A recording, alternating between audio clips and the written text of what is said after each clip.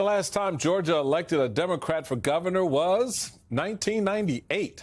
Next year, the party hopes to change their luck. And today, former Atlanta Mayor Keisha Lance Bottoms jumped into the race to replace the outgoing term-limited Republican Brian Kemp. Her focus: help small businesses hurt by Donald Trump's tariffs, expand health care while Republicans in Washington eye Medicaid cuts, and make it more affordable to buy a house and pay rent. And joining us now for her first national TV interview since announcing her candidacy, Keisha Lance Bottoms. Congratulations and welcome. Well, thank you for having me, and congratulations to all as well. Thank you. Sorry, there's a slight delay. Thank you for joining us. Mayor, let's get into it. You know, you are making small businesses a key part of your platform.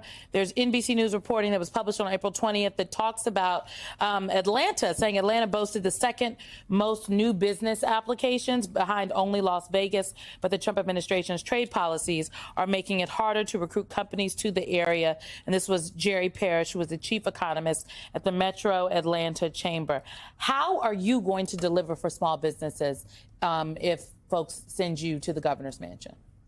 Well, Simone, in Georgia, about 45% of the employees in the state are employed by small businesses in our state. And in the same way as Mayor of Atlanta, I was able to lean in, and we had to lean in during COVID to fill in the gaps, because what we know, there was no leadership coming from the White House under Donald Trump. So it meant providing support services for our small businesses, making sure they had access to grants and that they could access low percentage loans, that they could have someone that they could go to in our Investment Atlanta arm to get the support that they needed to help scale their businesses, to help expand their businesses, and to help survive during what was an uncertain time.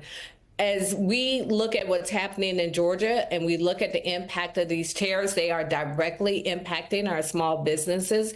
We hear business owners across the state saying that they are having to stockpile their goods because of the tariffs. We know that people are having to make decisions about whether or not they keep employees because they are incurring the cost of the tariffs. And it's just more disruption and chaos that's coming from Donald Trump. So as governor, I'm going to lean in on those things that will help our businesses survive and thrive during this time. Mayor, just a few blocks from where we are right now, you have members of Congress debating Donald Trump's big, beautiful bill. And one of the sticking points is Medicaid work requirements. Your state offers a real warning about the limitations of those work requirements. Yeah, you're absolutely right. In Georgia, we are fighting to expand Medicaid. And what's interesting about that, I saw a recent poll that said 59% of Republicans in this state support Medicaid expansion. And because Georgia has not expanded Medicaid, 9 rural hospitals have closed in this state.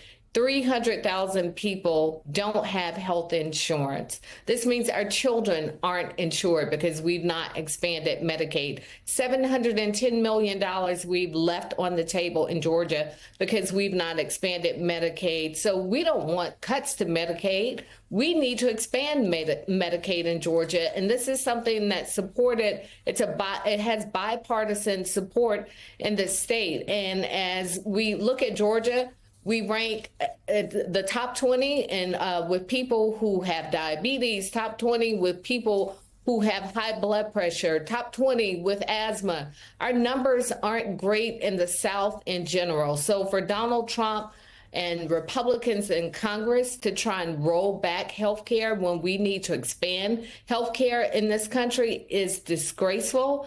And it's more the chaos that follows him as president. Madam Mayor, you have had a very interesting journey to this point, for sure. Former magistrate judge, former mayor, advisor to the President of the United States, and now seeking something that, like mayor, puts you on the streets closer to the people of the great state of Georgia. Without giving away any of the big trade secrets as you plan your campaign, how do you see winning this election? How do you see let me finish. How do you see making the case to the people of Georgia in an environment where you've got the push and pull of national politics that may be defining your state and your actions as mayor one way, and trying to convince the people of your state how you will govern as governor? Well, thank you for sharing my resume. You left off of there. I spent 8 years on the Atlanta City Council as well. So, true. When you are a member of the City Council, you are hearing directly from people. When you are a mayor, you hear directly from people because they can find you in the grocery store and they can find you in City Hall. But what I will do to win in the state are the things that I've done as a leader.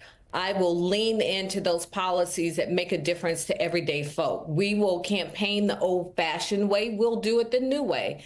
By that, I mean we will continue to knock on doors in this state. We will continue to call people on the telephone. We're going to post on social media and all the places where people get their information, and you work to earn their votes by going in their communities, listening to what matters to them most.